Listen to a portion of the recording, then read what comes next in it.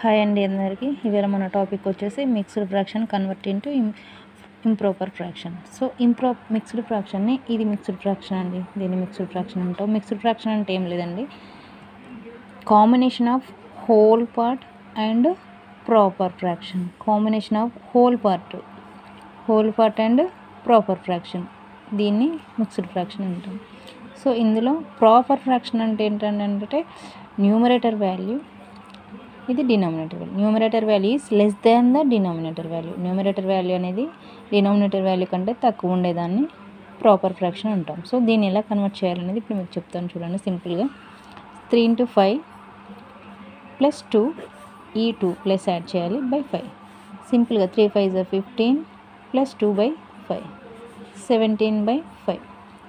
చూడండి, మనకు ప్రాపర్ అంటే ఏమనుకున్నాం, న్యూమరేటర్ వాల్యూ అనేది తక్కువ ఉండాలి, డినామినేటర్ వాల్యూ ఎక్కువ ఉండాలి. ఇది ప్రాపర్ ఫ్రాక్షన్ అన్నాం. మరి ఇది చూడండి, న్యూమరేటర్ వాల్యూ అనేది ఏముంది, హైలో ఉంది, డినామినేటర్ వాల్యూ ఏముంది, లోలో ఉంది. ఇది చూడండి, దీన్ని ఇంప్రాపర్ ఫ్రాక్షన్ అంటాం. సో ఫైండ్ అవుట్ చేసాం కదండి. మిక్స్డ్ ఫ్రాక్షన్ నుంచి ఇంప్రాపర్ ఫ్రాక్షన్ ఫైండ్ అవుట్ చేయడం చాలా సింపుల్గా ఇలా ఫాలో అవ్వండి. ఈ ఆన్సర్ చేసి కామెంట్లో పెట్టండి. Thank you.